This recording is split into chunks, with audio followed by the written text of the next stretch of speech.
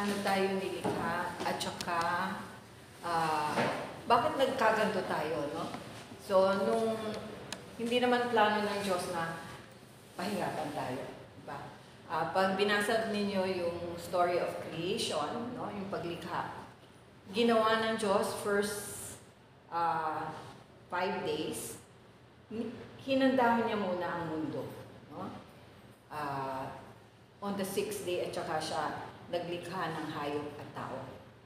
So last na nilikha niya ang tao para sure na comfortable po tayo. Binigyan niya tayo ng kalayaan. Ang problema, yun yung unang pagsubok. Mula sa libo-libong puno na to, ito lang iisang puno ang hindi nyo kakainan ng bunga. Pero, ano nangyari? Si Eva nakipag-usap doon sa ahas, no, na ginamit ng demonyo para tuksuhin siya. Nakipagtalo siya, no? At pinili niya na sumuway, na tinukso pa niya si Adan. Dahil doon, nag-iba ang mundo, no? So lahat ng nilikha ng Diyos para sa tao nag-iba. Pag sa science, sinasabi nila na at a certain point, nag-iba ang axis, yung tilt ng mundo. So, nag-iba yung weather, nag-iba yung mga halaman. Kaya nung pinalabas sila Adan sa paraiso, ano ang sabi? Yung mula ngayon, by the sweat of your brow. So, sa pawis mo, papakainin mo ang iyong pamilya. At ang babae, mula noon ay pag nanganak, mahihirapan. Tapos kinurse niya yung ahas. Kaya eto na yung ano natin. Eto natin yung sitwasyon natin. Pero right after nagkasala sila, no, may pinangako ang Diyos. So Genesis 3:15, sana magbasa kayo ng Bible. Kahit Genesis man lang. Ang pangako ng Diyos, pagpapadala ko ng babae, at yung ulo ng ahas ay dudurugin niya, no? Pero sa posisyon ng ahas, pwede niyang tuklawin ang sakong ng babae. Ang supling ng babae at supling ng ahas ay hindi magkakasundo, no? So, alam nyo, ang panahon natin ngayon ay tinatawag na Marian era. Panahon ni Maria.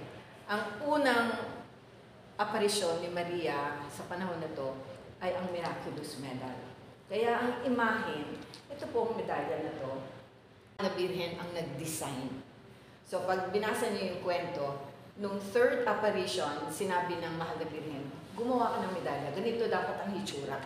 So nagpakita siya. So yan po, yung sa likod ninyo, yan po ang imahen na Mahal na Birhen. Tapos merong mga sa altar, merong rays ng ilaw, no, na nakikita, no.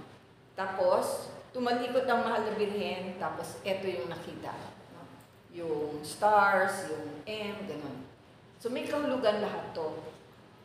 So yun yung unang pangako, no. At sa ngayon, sa panahon na to, ito yung panahon na nararamdaman natin ang tuklaw ng ahas. Pero pag kumapit tayo kay Maria, si Maria po, no, dadalhin tayo kay Jesus.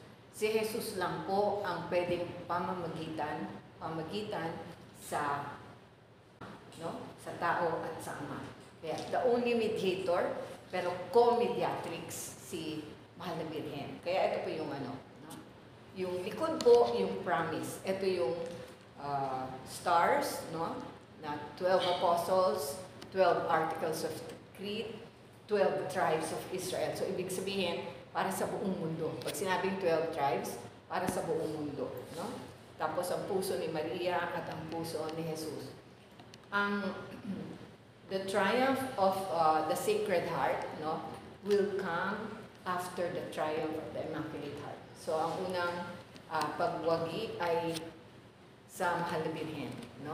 Dadalhin niya ang pagwagi ng kingdom of the kingdom come, no? So through Mary to Jesus. makikita po ninyo, no? So, ay Hiroshima. Alam niyo po yung Hiroshima, no? Ang Hiroshima noong World War II at saka Nagasaki, hindi ba ang mga Amerikano, nagbagsak sila ng atomic bomb sa dalawang areas sa Japan. At kaya nag-surrender ang Japan. So, ito pong Hiroshima, parang 800 kilometers ang radius. Either namatay o kaya nagkasakit ng cancer. Pero sa gitna halos ng kung saan bumagsak yung atomic bomb, merong simbahan. So nakikita po ninyo, ang simbahan po ay nasira rin, no? Pero meron pong rectory. Pag sinabi pong rectory, parang ito, itong building na to ay rectory kasi sa taas po nakatira yung mga pare, no? So yung doon sa rectory na yon, doon yung mga pare, may isang pare na nagkwento na siya daw ay nag-aalmusal noong panahon na yon. Meron siyang narinig na malaking putok. Tapos siya na nakaupo ay umikot-ikot na parang dahon sa lakas po ng pwersa. Tapos bumagsak siya, halos wala naman siyang kahit galos, no? So parang apat yata sila, o anim na pare, na nakaligtas. Sila lang. At tumanda po sila na hindi nagkasakit ng cancer. Kaya lang hindi natin ito mababalitaan sa news kasi ang media, ang mainstream media po ay iba ang may hawak. So, hindi ito binabalita. So, yun po. Nung tinanong po yung mga pare, bakit kaya kayo naligtas? Sabi nila, kasi ang buhay namin ay namumuhay kami na ginagawa ang pangako sa Fatima. Ano ang pangako sa Fatima? Magdasal po tayo ng rosaryo araw-araw. At tayo po ay magbigay ng sacrifice, no? Mag-alay tayo ng sacrifice. At gumawa po ng penance. Penance, ibig sabihin po ay kailangan magbayad puri, no? Kaya doon po sa Fatima, ang request ng Fatima ay magkaroon po tayo, aside from rosary every day, ay First Saturday Devotion. No, ang First Saturday Devotion ay every First Saturday for 5 Saturdays lang, magkukumpisal, magkukumunyon, pagdarasal po ang Santo Papa, tapos pagdinilayan ang Santo Rosario ng 15 minutes, na ang atin pong intention ay para magbayad po sa mga kasalanan against the Blessed Virgin. Maririnig po ninyo na hinihiling po ng Mahal na Birhen ang consecration to Russia, di ba? At First Saturday Devotion, yung dalawang yun. So, yung consecration to Russia, parating sinusubukan gawin ng mga Santo Papa yun. Kasi pag consecration to Russia by the Church, by the Pope, ibig sabihin may kasamang mga obispo. Ang simbahan po, huwag niyong isipin na lahat ng tao na nasa simbahan ay banal. Na lahat po ng pare at obispo ay banal. Kasi tayo po ay tao lang din. At saka, ang sinasabi nga ng Santo Papa, the smoke of Satan has entered the church. Ibig sabihin, si Satanas po ay nakapasok na sa simbahan, no? Merong mga nagsasabi na may pinasok bilang seminarista at naging pare. Bakit? Para sirain ang simbahan. Bakit kailangan sirain ang simbahan? Dahil nga galit ang demonyo sa Diyos. Gusto ng Diyos sirain ang lahat ng gawa ng Diyos. Gusto ng demonyo sirain ang lahat ng gawa ng Diyos. No? So, wag po tayong magtataka. Kaya po, napaka-importante, nagdarasal tayo, tapos nag-aaral kung ano dapat ang pananampalataya. Kasi mawawala po tayo. Pag hindi po, dapat may sarili po tayong pag-aaral para hindi po tayo ma-fake news. So, yun po yung ginagawa nila, no? Para maligtas. So, lahat po posible sa Diyos. Depende sa Kanya kung ano yung gusto niya. Kailangan lang magtiwala po tayo. So, ganun tayo nilikha ng Diyos. Ito yung pangako ng Diyos.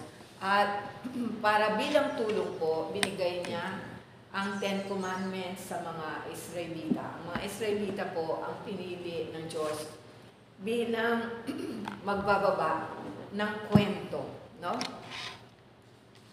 So pag binasa po ninyo ang Bible, Old Testament, no, ang lumang tipan, makikita po ninyo doon ang kwento ng Israel, no? Kung paano nalikha ang bayang Israel at saka yung mga hirap na dinaanan nila. Makikita po ninyo ang Israel, blessed sila ng Diyos. Dahil blessed sila, makakalimutan nila ang Diyos dahil masyado na silang masaya. Tapos, magkakasala sila, paparusahan sila ng Diyos. No? Pagkatapos ng parusa, hihingi sila ng tulong ulit sa Diyos, babalik sila sa Diyos, balik na naman sila sa Diyos. Maayos na naman ang buhay nila, tapos makakalimutan na naman nila ang Diyos, paparusahan na naman sila ng Diyos. So, ito po yung kwento rin po natin. No? Isipin po ninyo, ang kwento ng Israel ay kwento po natin. Kung ano po ang nangyayari sa mga tao nakakalimot sa Diyos. Pag hindi po kasi tayo sa Diyos, sa demonyo po tayo. Dalawa lang ang pagpipilian doon. Ang demonyo po, ang kakayahan nila, yung powers nila, nandun pa rin. Hindi tinanggal ng Diyos yun. Ano ang nagpalit? Ang kalikasan nila, yung nature nila. Ang kalikasan po nila ay pirmis sa kasamaan. No? Yun po yung hindi nila mabago na kasi pinili na nila yun eh. Diba? Tayo po, inggit na inggit po sa atin ang demonyo dahil tayo, tuwing nagkukumpisal po tayo, eto po yung chance natin na babalik sa Diyos. Kahit tayo nagkakamali, ay pwede tayong bumalik sa Diyos. Ang mga anghel na nilikha ng Diyos, isang beses lang po ang pagsubok. No? Bakit? Sobra silang intelihente. Marami pong powers binigay ang Diyos sa kanila. Kilala po nila ang Diyos nung pinili nilang sumuway. So yun po yung kaibahan. Kaya inggit na inggit po sa atin ang demonyo. Ang impyerno po hindi nilikha para sa tao, pero gusto ng demonyo na hilaan tayo doon. Bakit? Dahil galit sila sa Diyos. Inggit sila sa atin. So bilang tulong, binigay po ng Diyos ang Ten Commandments. No? So sana po, ma-memorize po ninyo ang Ten Commandments kasi bilang guide po natin. No? So panahon pa to ni Moises. Ibig sabihin, more than 2,000 years kasi ewan ko kung ilang taon na to. So, more than 2,000 years na itong Ten Commandments na to. No? Pag nag-memorize po kayo ng Ten Commandments, dapat po sunod-sunod. Hindi po pwede kung ano lang maisip ninyo. Meron pong dahilan. Depende po to sa bigat. No? So, kung yari, yung unang utos, ako ang Panginoon ninyong Diyos, huwag kayong magkakaroon ng ibang Diyos maliban sa akin. Pag yun po ay nakalimutan ninyo, madali lang pong makalimutan yung iba. Magkakasala kayo sa una, madaling magkasala sa iba. No? Kaya napaka-importante ang pagkasunod-sunod. No? So yung pangalawa, huwag ninyong banggitin nang walang kabuluhan ang pangalan ng Panginoon. Alalahanin mo ang araw ng Panginoon upang ipangilin ito. No? So, ang dahilan po ng ating religion ay para sumamba, worship. Ang worship po natin ay tuwing linggo man lang. No? So, nagdarasal tayo during the weekday in preparation for Sunday worship. Paano ba tayo dapat mag-worship? Ang worship po, meron tayong inaalay. So, pag binalikan natin po ang kwento ni Adan at ni Eva, ni Cain at ni Abel, inuruan sila na mag-alay, no? Mag-alay ng first fruits. So, yun yung ginawa ni Cain at ni Abel. Tapos si Cain nainggit kay Abel dahil tinanggap ng Diyos ang kanyang alay. So, isipin po natin, bakit hindi tinanggap ng Diyos ang alay ni Cain? Kasi hindi yun yung best, no? So, gusto ng Diyos yung best. So, during Noah's time, Abraham, tapos yung Exodo, makikita natin doon na tinuturo ng Diyos na mag-alay kayo. So, nung unang tipan, ang inaalay ay tupa. No? Tupa na walang pahid lumis. So, yun yung ating worship. No? Meron yung pinakamaganda yung, isipin nyo yung sa Exodus, pinakamaganda din yung tupa. No? Dapat nasa inyo ng 10 days. Bakit nasa inyo ng 10 days? Kasi mamahalin nyo na 10 days ninyong kasama. Pero, etong mahal ninyo, iaalay nyo sa Diyos. Okay? So, ito yung best. Ngayon po, sa misa, ang inaalay po natin, hindi na po tupa. Si Jesus. Yung ginawa po ni Jesus sa Calvary, yun po ang sinasabi, nire-represent. Bale, parang nandun tayo, pinapaalala sa atin, na nung si Jesus po ay nakabalubay sa krus sa Calvary, nandun po tayo, nakikita po niya tayo. Dahil wala po sa kanyang past, present, and future. Diba? Lahat po present. No? Walang past and future sa Diyos. Lahat po present. So, nandun po tayo. So, yun po yung worship natin. Yung pagpunta natin sa misa, na buo ang misa. Diba? Buo ang misa. At sana po nakakapag-komunyon. Pero dapat yung komunyon po natin, dapat po karapat-dapat tayo. So, yun yung unang 3 utos, pang-4 na utos. So, sa pang-4 hanggang pang-10 utos, makikita ninyo, ang pang-4 ay relasyon sa ama, ina. Sila po yung representative ng Diyos dito. So, pag may authority po, no, kunyari, mga bata, sa eskwelahan yung teacher, yung principal, yun yung authority na dapat igalang. Tayo po, kung nagtatrabaho tayo, may authority tayong dapat igalang. Kailan po hindi dapat sumunod, kahit sa military, pag ang pinapagawa po sa atin ay immoral. Wala po tayong tungkulin na sumunod. In fact, dapat hindi sumunod. No? So yun po, kaya dapat may sarili tayong pag-aaral at usap. No? So 5, huwag kang papatay. So kailangan po ninyong mag-research kasi yung madalas sasabihin ng, wala man akong kasalanan, hindi ako kailangan magkumpisal, wala naman akong pinatay. Yung pagpatay po, hindi ibig sabihin na yung physical na pagpatay lang. Pwede kasi pinatay mo dahil chinismis mo, siniraan mo ang buhay niya, hindi na siya makahanap ng maayos na hanap buhay. Diba? O kaya ang tingin sa kanya ay iniskandalo mo siya kahit hindi totoo. Para mo na rin siya pinatay. O kaya, pinatrabaho mo siya, hindi mo siya binigyan ng sapat na sweldo para mamuhay. Kasalanan din po yun. So, ang kasalanan po may degrees, no? May binyal, maliit na kasalanan, may mortal. Pag sinabi po mortal, kaya mortal, nakakamatay po ng kaluluwa. So, nandito pa lang po tayo sa mundo, ay patay na ang ating kaluluwa. Pag sinabi po patay ang kaluluwa, pumanig na po tayo sa demonyo. Kasi ang Diyos po ay walang hanggang buhay ang binibigay. So yung number 6 po at saka number 9 ay magka-related. So nagsisimula ang maraming bagay sa pagnanasa, di ba?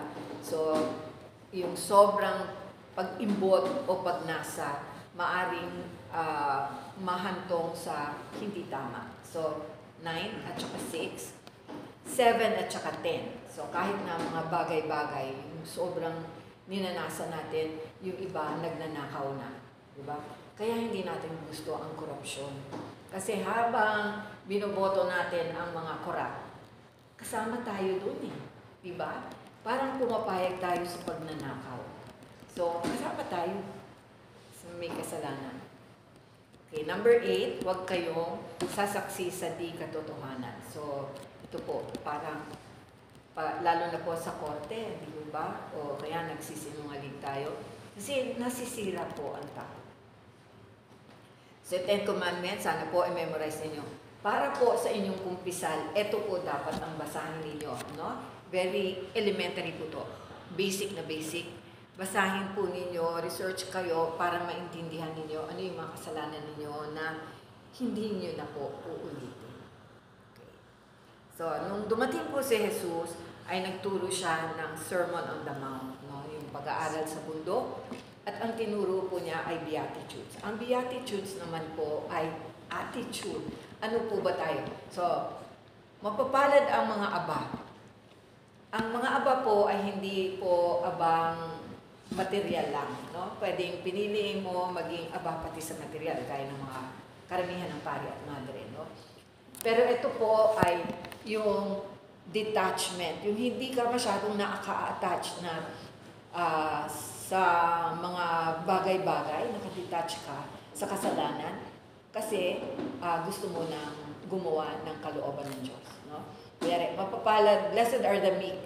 Ang meek po, ibig sabihin, sila yung may kapangyarihan pero hindi nila ginagamit yung kapangyarihan nila para makadulot ng kasamaan. Alam nila kung ano yung, so may power nga sila pero sa tama nila ginagawa. So, those who hunger and thirst for righteousness, so yung nakahanap ng katarungan, yung mga maawain, no? Yung mga tumutulong sa kapwa, yung mga pure in heart, so yung malinis ang kalooban, peacemaker, so hindi kayo ang pinagsisimulan ng away. Yung chismis po, minsan pinagsisimulan po ng away. No? Those who are persecuted. So, marami po dumaraan sa hirap, no? Lalo na maswerte nga tayo dito sa Pilipinas, hindi natin ito nararamdaman. Pero sa yung ibang bansa, lalo na sa mga bansang Muslim, nararanasan nila ito. Pero tayo po, hindi natin ito nararanasan, kailangan po mahalin natin ating pananampalataya. Kasi mas matindi po ang magiging parusa natin dahil binigay na sa atin, hindi natin ginamit, hindi natin minahal. So yun po yung morals, yung paano tayo dapat mamuhay. Alam natin na meron tayong isip, may malayang kalooban. Alam natin na nandyan ang Diyos. At pag may tiwala po tayo sa Diyos, yung paniniwala. Kaya po, bawal yung fortune telling, no? Bawal yung tarot cards. First commandment po yun, yung bawal yung spirit of the glass. Bakit? Wala kang tiwala sa Diyos eh. Gusto mong malaman ano yung future. So yun po yun. Okay. Worship na tayo. Worship, gaya na nasabi ko, ay ang mga sakramento, ang liturhiya na gawain ng Diyos, no? The work of God, na kasama po tayo. We participate. So, dahil gusto natin ang tulong ng Diyos. Bakit ko pinapalabas ang Divine Mercy? Kasi kung naalala ninyo, si Jesus po, nung nasa krus ay, nung tinusok po siya, merong lumabas ng tubig at dugo.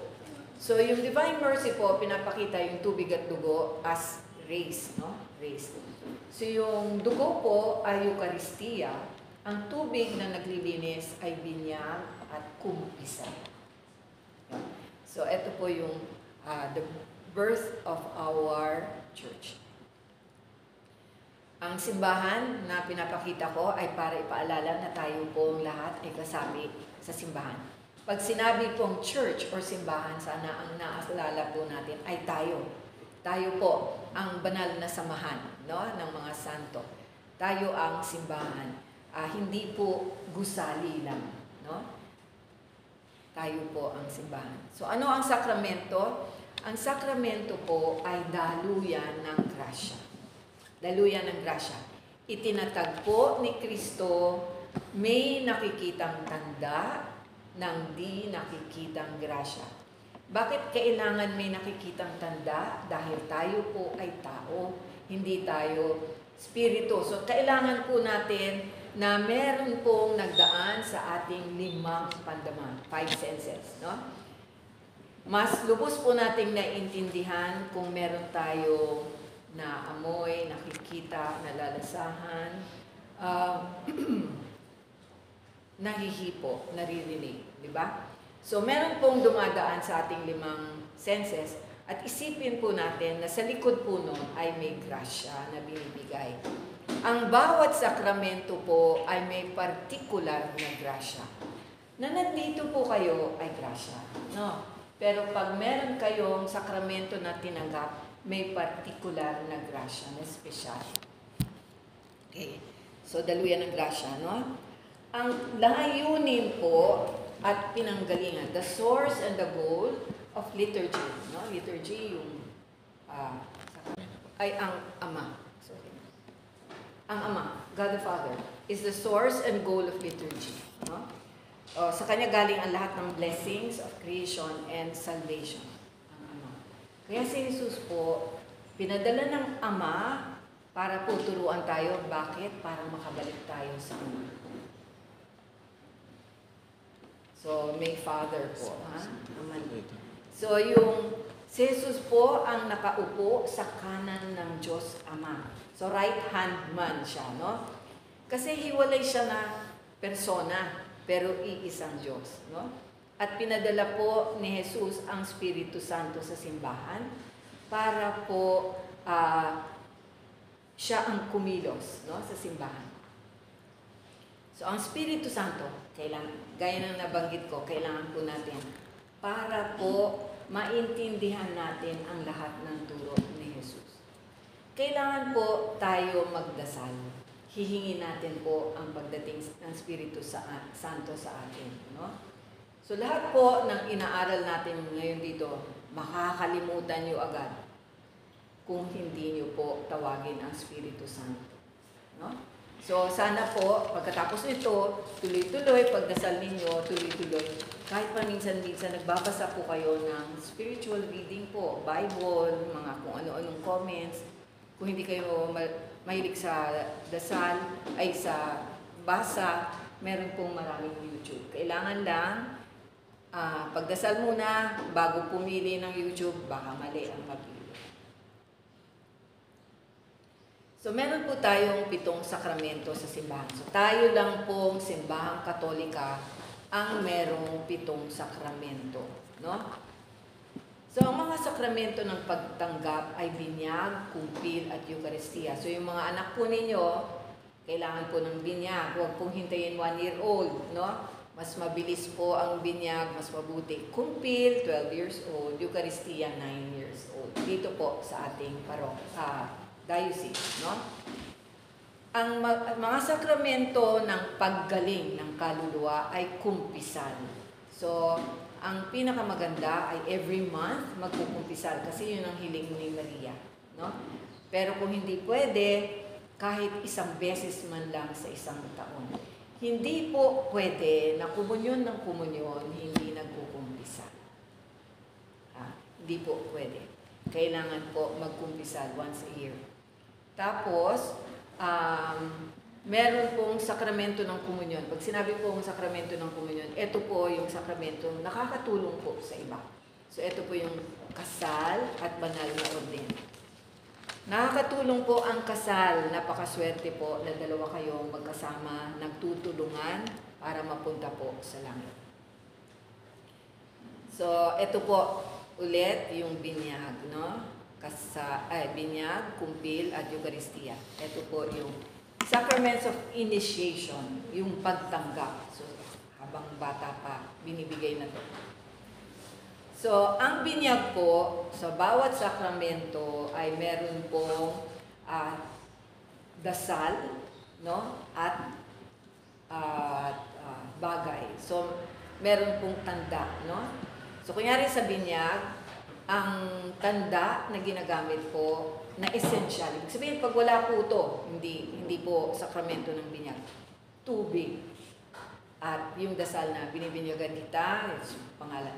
Yung first name po ng bata, napaka-importante. Sana po sa likod ng pangalan ay merong modelo na tao, no? At kasi hindi lang po kayo ang nagbigay ng pangalan, binibigay na rin ng Diyos. Kaya sa ngalan ng Ama, Anak at Espiritu Santo ang pagbinyag. Tapos babanggitin po yung first name. Gaano ka-importante ang first name?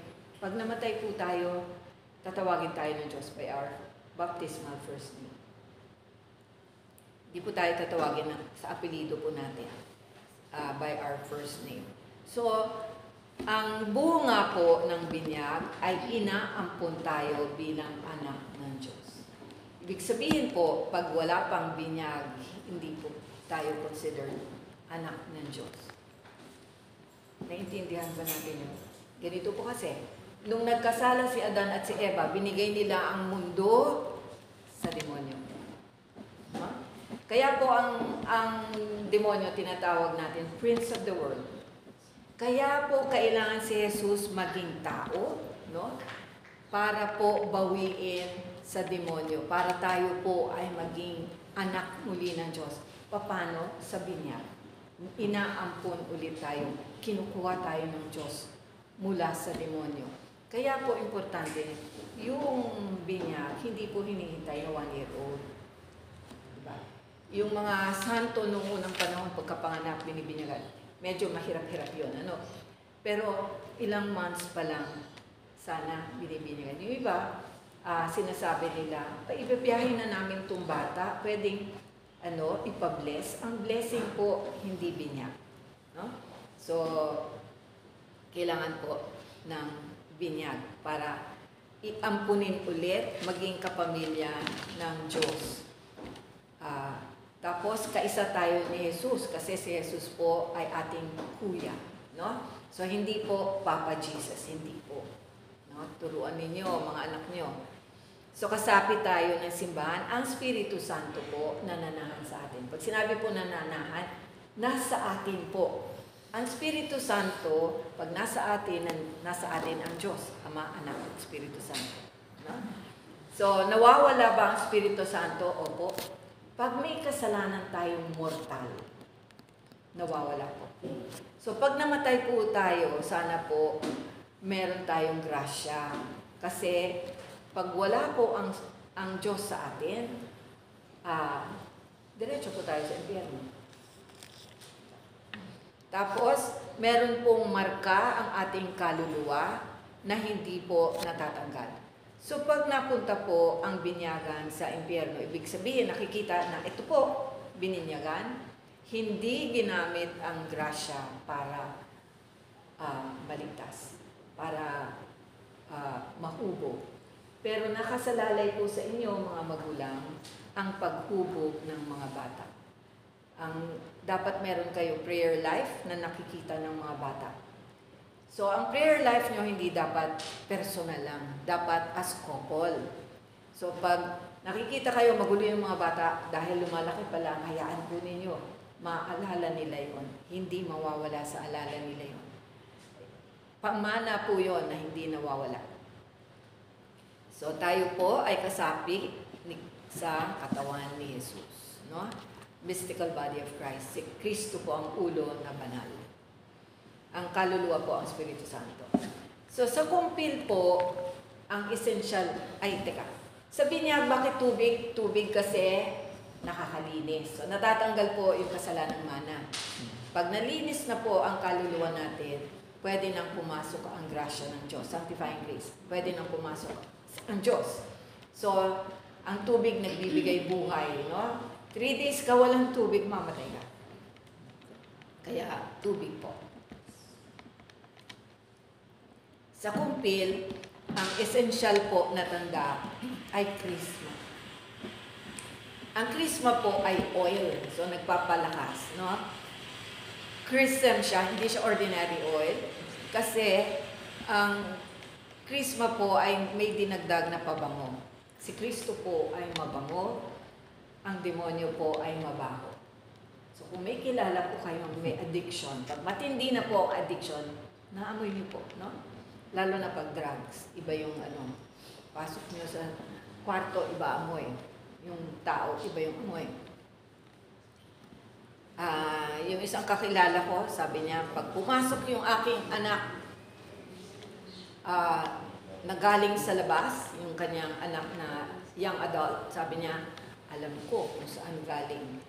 Pagkat kasama siguro yung girlfriend, nag-iiba ang amoy. So yun po. So, sensitive po tayo, no? Ang impyerno po, sinasabi mabaho. Kasi kasalanan no? So, ang kumpil kumpil po ay kasama tayo sa misyon ni Kristo bilang pari, hari at propeta. No? Ang binibigay rin po ito sa binyag, pero nagiging ganap. So, ang kumpil po, nagiging ganap ang grasya ng Espiritu Santo. No? Bilang pari, hari at pari, nagdarasal tayo para sa iba. Hari dahil naglilingkod, propeta dahil isinasabuhay po natin. So, ito po yung dasal sa kumpil. So, tanggapin mo ang tatak na kaloob ng Espiritu Santo. So, yung special na mga handog ng Espiritu Santo na kailangan po natin bilang adults. Kasi iba po ang grasya na kailangan ng adults, no? Kaysa mga bata. So, ang kumpil ay personal na Pentecoste. Basahin po ninyo yung kwentuhan ng Pentecoste. Bakit nagkaroon ng apoy dyan sa Okay. So, anong ginagawa? Pinapagtibay ang grasya na binigay sa binyag.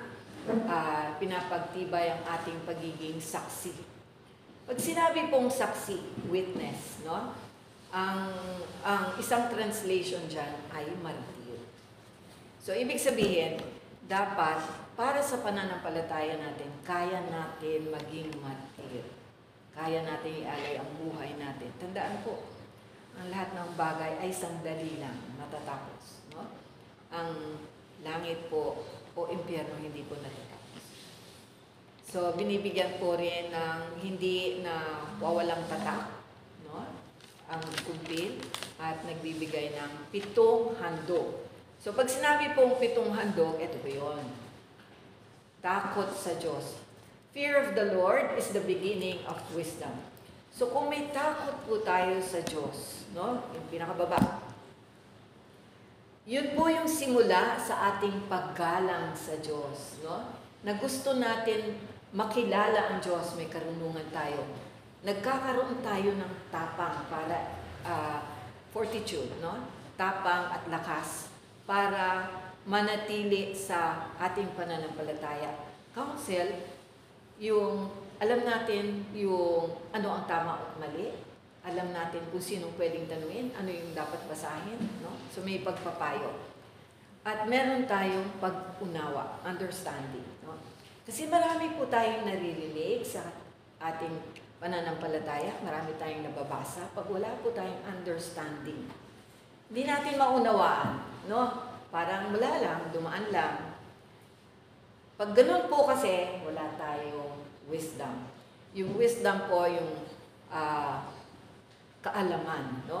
Higit sa karunungan, kaalaman. So, yun po yung parang nakakapag-isip tayo ayon sa gusto ng Diyos. So, pag ginawa po natin ang mga handog ng Espiritu Santo at ito po ay may bunga.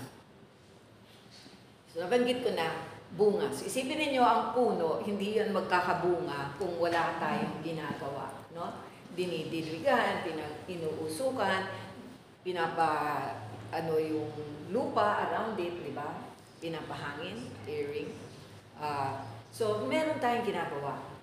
So, para magkabunga. So, yun din po tayo, no? Magkakaroon tayo ng pag-ibig o pagmamahal. Joy.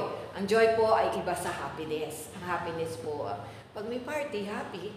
Ang joy po, kahit may hirap na dinaranas, hindi po nawawala. Hindi po tayo nagdi-despair. Hindi tayo nawawala ng pag-asa. No? Yun po yung joy. Alam natin na pagkatapos nito, mas maganda ang darating kasi ang Diyos po ang mas may alam kung ano ang nararapat natin tanggapin. There's joy. There's peace. So, may kapayapaan ka kasi alam mo na nasa Diyos ka. No? Let us give each other the sign of peace.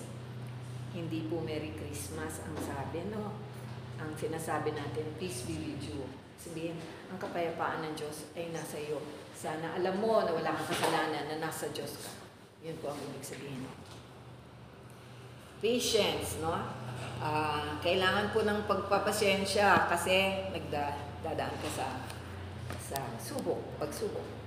Kindness, generosity, gentleness, faithfulness, self-control, pagtitiis, no? Katapatan. So yung pagkabukas loob. So yun po yung kumpil. Eucharistia. Ang Eucharistia po ang rurok ng ating pananampalataya. Bakit siya rurok? Kasi ito ay sakramento, so ang nakikita po ninyo ay tinapay at alak. Ang tinapay po ay nakaslice ng napakanipis at bilog. Ito ang tawag po natin ay ostia. No? Iba-ibang tawag. Kunyari, bigas, kanin, sinangag, diba? Iba-ibang tawag. Ito, ang tinapay na to ay tawag natin ostia kasi napaka-nipis at para mabigay sa bawat isa. So yung tinapay at alak na pulang ubas, no? Ang nakikita nating tanda. Sa misa po, etong tinapay at alak ay nagiging totoong katawan at dugo ni Jesus. So sa punto po ng consecration. So nakaluhod po tayo, ang pari po ipapakita sa atin ang ostia. Tumingin po tayo, huwag tayo yuyuko. Tumingin po tayo, kaya nga po pinapakita. Pinapaalala sa atin si Jesus na nakabayubay sa krus. No? At that point, si Jesus po ay bumababa sa altar. Makikita po natin dyan. So may mga tao po na binibigyan ng grasya na nakikita po nila si Jesus. Sabi nga, meron siguro pinili talaga siya ng Diyos para maging pare. So noong una, hindi siya naniniwala. Na-curious lang siya, pumasok siya sa simbahan, sabi niya, nung consecration, nakita ko, naging dalawa yung tao doon sa may altar. At parang infused knowledge. Pinaalam sa kanya na si Jesus yung isa. Yung pari, yung isa. No? So, kaya tinatawag natin real presence. Tunay na presensya. Sacrifice dahil yon inaalay natin si Jesus, hindi po tupa. No? Si Jesus na inalay ang sarili sa krus. Tapos po, sacred meal kasi tinatanggap po natin siya sa komunyon. At ito po ay paalala kasi sabi ni Jesus, noong huling hapunan, gawin ninyo ito bilang alaala sa akin. So kaya po tayo may misa, no? Ang misa, ang worship natin, ang sacrifice po natin ay si Jesus. Hindi na po tayo nagdadala ng tupa na pinapatay. Alam nyo, meron pong mga sulat, no, na ang tupa na pinapatay noon sa Israel ay pag panahon po ng Passover, Paskwa, ay ilang libo yon. Tapos, dahil sa bawat tupa, 10 ang kumakain. So, na-estimate nila na 2,500,000 ang tao sa Israel pag panahon ng Pasko. Kasi parang Muslim sila. Pag panahon ng Pasko, may mga pilgrims na dumarating. So,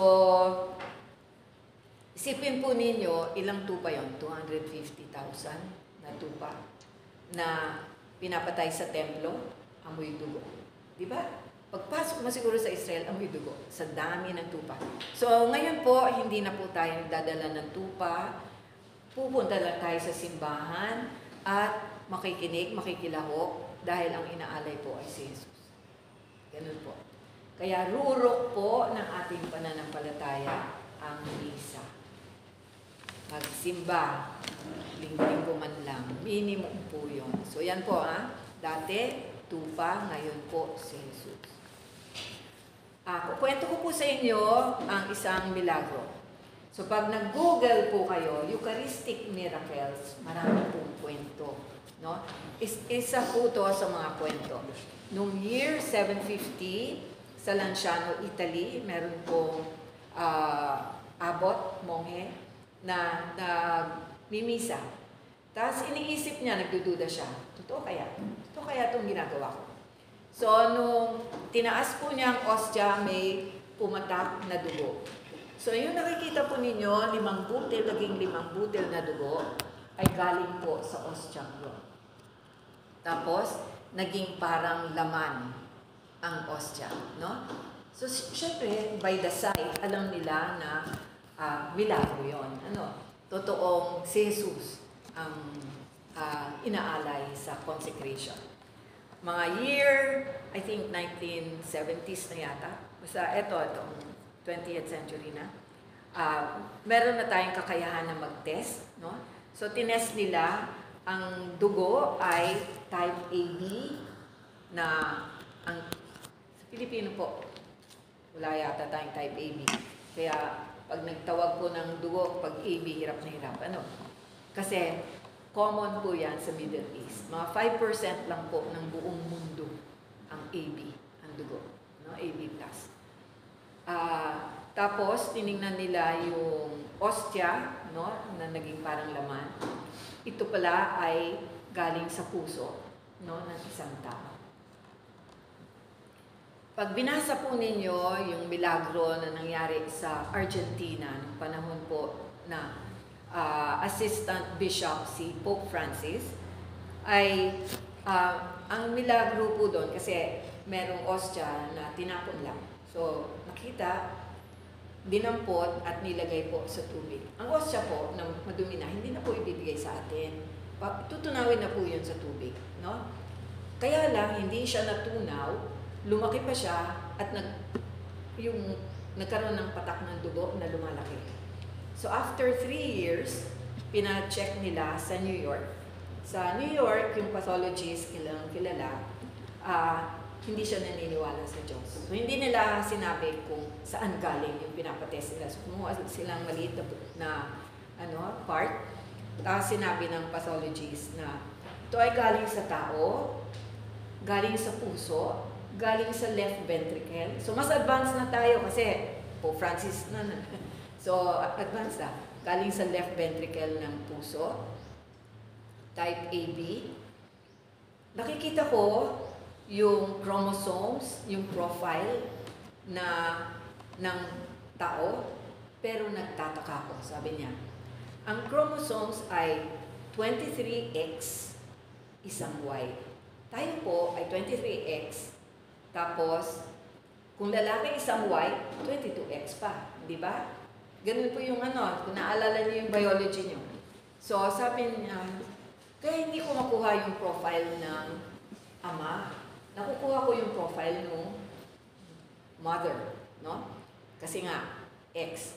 Sabi niya, tapos, nung sinabi niya yon, sinabi sa kanya na, at saka sabi niya, ang pinagtatakahan ko kung paano nyo ito nakuha dahil buhay ang white blood. Pangkaraniwan, pag namatay ang tao, ay unang mamamatay yung white blood. No? Tapos, paano nangyari na buhay pa to? At saka ang dami-dami, ibig sabihin, na torture.